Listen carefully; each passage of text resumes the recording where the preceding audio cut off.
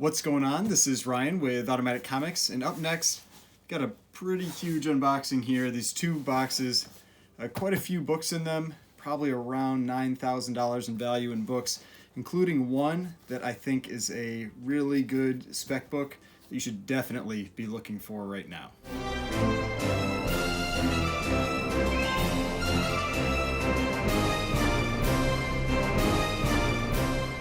So before we get started, please remember to hit that like button and hit the subscribe button if you'd like to see more content like this. So I've got a couple boxes here, quite a few books, I think probably about 10 or 11 books. Like I said, there's a lot of value in books in here, about $9,000 give or take. And there's one book that I think is a pretty good spec book to be looking for right now. But we'll get to that one in the second box. The first box here, I wanted to open this one right away. Because this was a number of raw books. And it was from a seller that I hadn't ever bought from before. And now, they weren't a new seller. It's from what I could tell, you know, they've been selling on Instagram for a while and used to have at least like regular sales, but hadn't sold for a little while, and they had gotten in a collection recently. And when you see the books in here, you'll understand why I decided it was worthwhile for me to try to pick up some of these books, because a lot of times, if it's a seller I haven't bought from before, especially on Instagram, I'm extra cautious just because you can't really see the pictures. You know, like if you're buying from like eBay, you get a bunch of pictures, you can see things clearly, you can do a pretty good job estimating the grade. If you're buying from Instagram, especially if you're buying from a live sale, you are counting on the person that's selling you the book to grade that book. And they had posted some pictures ahead of time so I could get kind of an idea of what some of the conditions were like on the books. But still, you know, especially when you're talking about pretty expensive books, which some of these are a little pricier and they're raw, you're really counting on that person. And so you're taking a little bit of a risk. Now, most sellers are pretty good about if something's wrong, they'll take a return, but it's always a hassle. You know, I'd rather not have to do a return if I can help it. So the reason that I took that risk with this set of books was that I saw this picture. I follow them on Instagram already, and they posted a picture that they're like, oh, we picked up this collection. We are doing this we're going to do this live sale, and it was all Golden Age PreCode books. And so you only get so many opportunities to pick up those types of books, especially the major titles. So it's not like these were random, obscure Golden Age PreCode horror books. These are major EC title books. And so I really wanted, you know, to take the chance. And when they were describing how they graded the books and what they did there, I felt more comfortable. So if you want to check them out, I think some of the books are still available. It's Magic City Comics on Instagram. And so they do have some that are still available from that sale. And here, I'm gonna cut for a second, get all the tape and everything off of this, and we'll come back and we'll go over these books. All right, so I got them all out. There are 10 books, and these are some pretty incredible PreCode books. And don't worry, I've got non-Golden Age books in the other box, because I know not everybody likes to see the Golden Age books, but I like to try to show some if I can, at least every video, and so you can really see some of the crazy stuff that's out there. So, first one here is a Johnny Craig cover. I'd been looking to get a copy of this book. Now, this one is low grade. It's got a little piece missing out of like the last page. They graded it at a 1.0, but it was $50. So, this is Vault of Horror, number 37. This is an extremely in-demand Johnny Craig cover because it's super violent. I mean, it's pretty disturbing. You know, it's this guy hung himself. But yeah, Vault of Horror number 37, and a very nice presenting copy for a 1.0. But it has a big spine split, that kind of thing. But that's the kind of stuff I love to see with these types of books because they're rare, they're usually really beat up, and this one actually presents pretty well for what it is, for a 1.0 for $50. You can't go wrong with that. Now, next one, I got a mix of stuff. There's some PreCode horror, PreCode sci-fi, all kinds of stuff. Next one is Weird Fantasy number 8. And so, again, a lower grade copy. This is a 2 to a 2.5, but a nice presenting copy. I mean, check that out. Like, I mean, it's a complete front image, no big pieces missing out of the front cover, and just a cool sci-fi cover with, these two people trapped, probably been abducted by these aliens. But yeah, real cool PreCode sci-fi cover. The next one, jumping to PreCode horror again, and this is Haunt of Fear number 16, and it's kind of like, almost like a Frankenstein type cover, where you've got, the doctor working on this headless body here, and just really cool cover. And this one was a little nicer grade. This is a 4.0. You can see it's got a tear down in the bottom there. But in general, like, colors really pop on this one. Really nice presenting copy. Never had a copy of this one before, so this was definitely one I wanted to grab when I saw it. The next one, I just showed this in a different unboxing. This is a much lower grade copy, but when I saw this book pop up, I was like, I don't mind buying a second copy of this one. This is Vault of Horror number 12, and this is the first issue of this run, because prior to that it was War Against Crime, and so this is it's a low grade copy, also a 1.0, split spine, cover detached. Cover is split halfway up. It says cover detached but complete. And so, this was not a cheap book. I mean, this was about, I think I paid $750. But for what it is, I think this was an awesome book to pick up, and a super nice presenting copy. And that's what's so important, again, with these lower grade copies, is it makes such a big difference if you have one that looks really nice. And I mean, colors and everything really pop with this copy. Now, this is the US copy. My other one that I have was the Canadian copy, the Canadian variant. But yeah, really cool book. Happy to have that one. Now, next one, jumping into Tales from the Crypt. This is Tales from the Crypt number 39. I don't think he's like a werewolf, but he might be some creepy guy chasing some kids in a graveyard. This is another one that's a little nicer grade. It was graded at a 4.45. Again, nice looking copy. I mean, you've got a little bit of damage up on the top there, maybe a little bit of staining, but overall, real nice looking copy. This creepy guy chasing these kids with like a knife through a graveyard. So, cool book. Again, I'm always happy to be able to pick up books like this, so I was really excited to get that one. Never had that one before either. Now this one, I had seen this in another claim sale and so when I saw it come up, I just wanted it because I thought it just looked like such a cool cover. This was Weird Fantasy number 13, and it's got a little bit of damage on the edge here, missing a little bit, but just such a cool red planet cover. I mean, it's like that Famous Funnies 214 where it's the big red planet.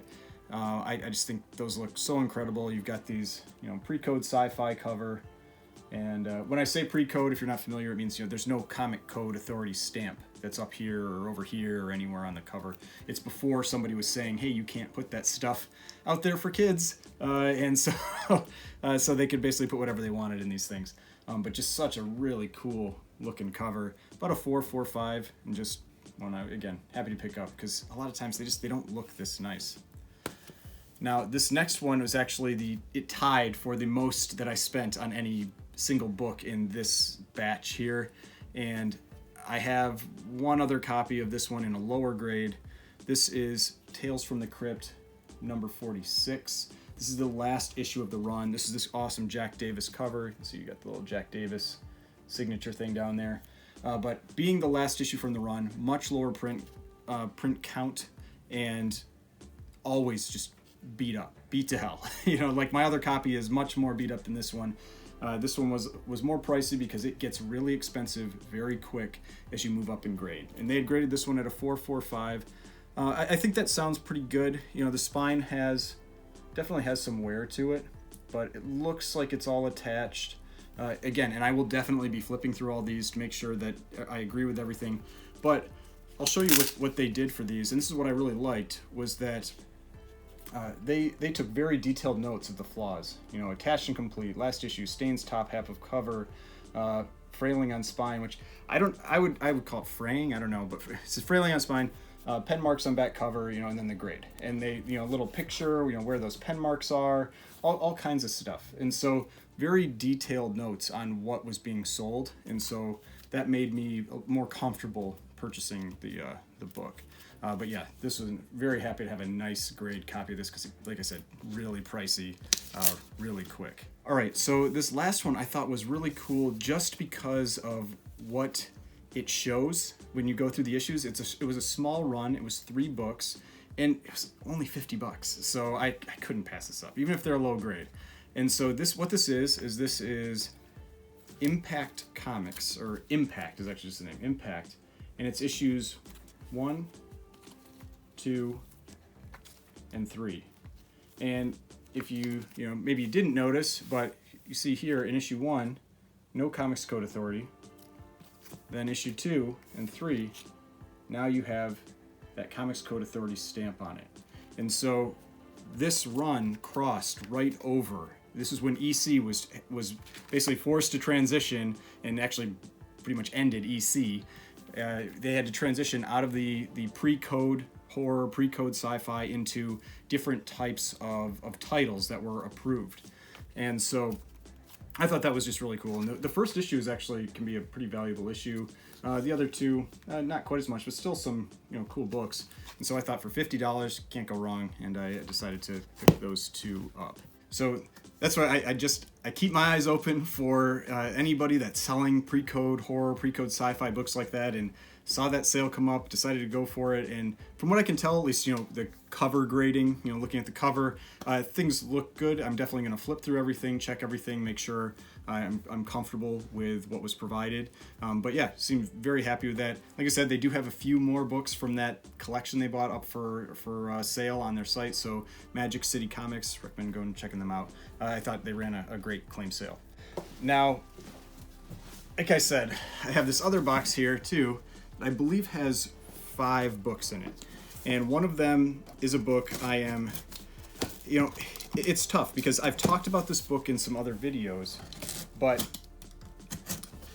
it's often really pricey. It's gotten really expensive, and so for me it's typically it's been an overpriced book, or a book that I've been a little nervous to pick up because I didn't want to pay that real high premium to what it's spiked to. But I'm always watching all kinds of sales, and if I feel that something is selling well below where I felt it's been, then I will definitely pick up that book, even if I think that maybe it's a little high, especially a book that I think has some spec value to it. Because normally I'm not normally buying for spec value, that kind of thing, but make sure I'm well aware of it, and so I know if I'm picking something up that I think has some potential to hold on to, might see some gains in the future, in addition to just the value of the book on its own. And so this is an example of one of those, and once I get all these books out of there, we'll go over these and that one book that I think is pretty good to pick up right now. All right, so now that I've opened all these up and I'm reminded of what I picked up in this sale, I'll actually say there are probably 3 books in here that are pretty good to consider right now. One, like I said, definitely more so than the others, but 3 out of the 5, there are 5 slabs here. The first one that definitely worthwhile to look at, given how expensive this character's first and second appearance are, origin are, and this is Fantastic Four number 10.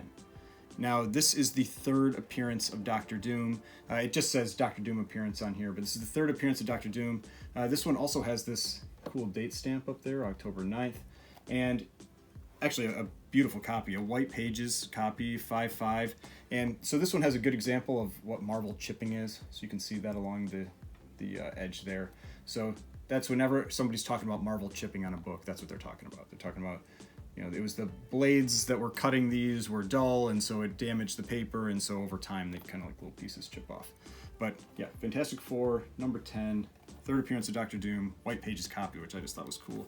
And so Fantastic Four books, early Fantastic Four books especially, are solid books to pick up because those will go up in value. I have no question in my mind about that. Once we get the Fantastic Four on screen, I think they're going to do a great job with them. Unlike Eternals, I think Fantastic Four is going to be done very well, and I fully expect we'll get Doctor Doom at some point. Now, he could be a ways off in the future, but once we see the Fantastic Four on screen, it is just inevitable that, in my opinion, that we're going to get Doctor Doom.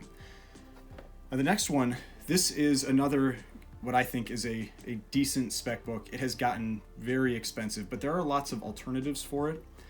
And this is The Crow #1. And obviously you can see all kinds of reflections on this one. It's like all black cover, back cover, all black. It's just like they wanted this book to be damaged, because Caliber Press, the publisher for this one, was known for kind of maybe some lower quality materials, and so getting a 9.8 in this book, I mean, the 9.8s now, I think there was recently like an $18,000 sale on a 9.8. I mean, 9.8s are incredibly expensive. They get much more affordable in the 9.6, 9.4 range. But so this is the 9.4, and remember, there are multiple prints of this. Second print looks almost identical, so you just got to be a little careful with that. You have to check the inside of the book. But yeah, there has been talk that maybe they'll do something with The Crow. These other either film companies or distributors, people like Netflix, that kind of thing, they want content, and so they're looking for some of the more independent type stuff.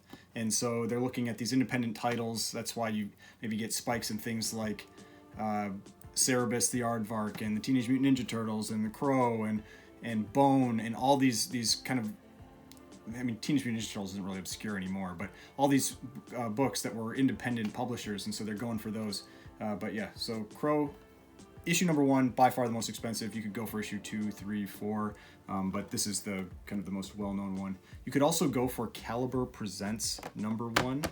That's actually the first appearance of the Crow, and he's on the back cover. His picture is on the back cover, but this cover much cooler.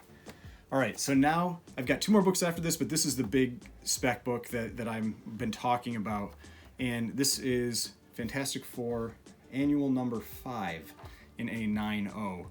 So this is the first solo Silver Surfer story, but the big thing on this one that I'm kind of speccing on is the first appearance of Psycho Man. And so the reason is, and I talked about this in my Silver Surfer Keys video, but I also said that this book has gotten really expensive. It's gone up a lot, but this one I felt sold at a big discount to recent highs, so I decided to pick up a copy before I can't get one. And so grab this one. I wanted a nice copy too, and because this is still 1967, you know, Fantastic Four Annual #5. This is, you know, Fantastic Four Annual #6 is the first Annihilus, the first Franklin Richards, and so this is still Silver Age, so a 9.0 in a square bound book, because this is, you know, square bound is a really nice grade, and so happy to get this one. But the reason I like Psycho Man is that in the last Ant-Man movie, when they were leaving the quantum realm, they went by this tiny city, and so, or when people froze it looks like it was a tiny city that was in the quantum realm, and so kind of speculating that that's the microverse, and Psycho Man is a major character in the microverse world, and so I think we could see him potentially as a villain maybe in the next Ant-Man movie or somewhere in the future. I think it'll be a one-shot villain, so it's a book that if you buy it, you flip it at that moment, not a keeper book, but that is why I decided to pick up this one. Now, the last 2 here they just felt like good prices to me, so I decided to pick them up. First one is Tales of Suspense #59, and so this is the first Captain America solo story. And Captain America and Iron Man, one issue earlier, I believe, in 58 is when it's the cover when they're fighting each other, and so that's kind of a famous cover as well.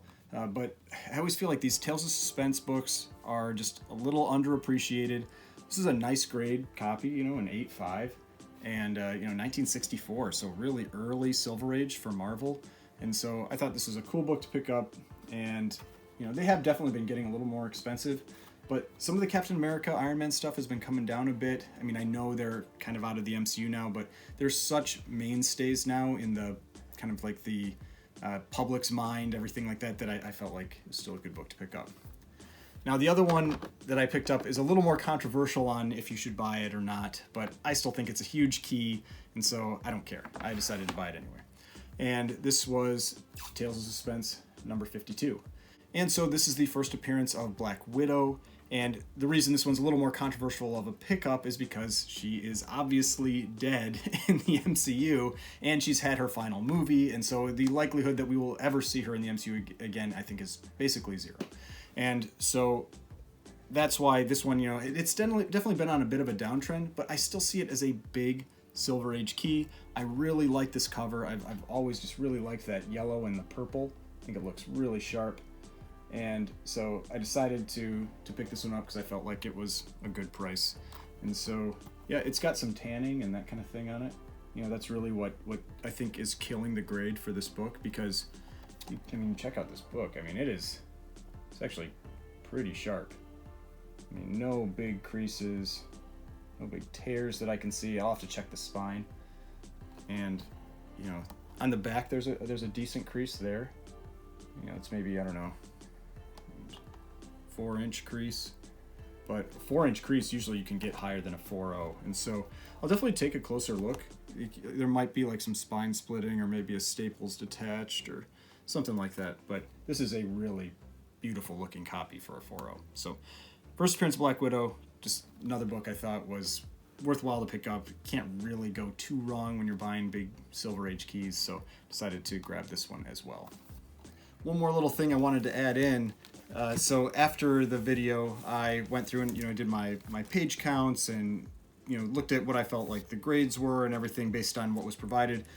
Super happy with these. So I would definitely recommend going and checking out Magic City Comics. I was really happy with this. I was really happy with how they did the grading, how they provided all those flaws, like I said. And I've now moved them into Mylar, so they're extra shiny. But but yeah, I'm really happy with these books. Like even like this one, really low grade, but look at that thing. Looks killer in the Mylar. So yeah, very happy with that. Highly recommend going and checking out Magic City Comics.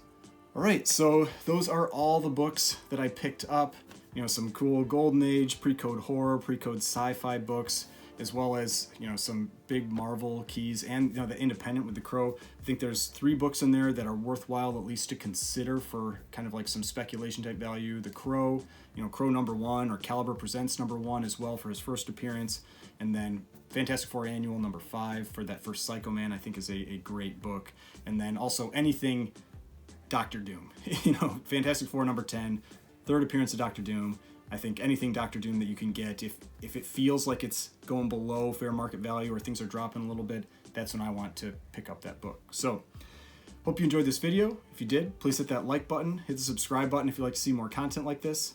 I've got more videos over here if you'd like to watch some of my other content, and the subscription button right here. If you'd like to subscribe to the channel, I'd really appreciate it, and I will see you in the next video.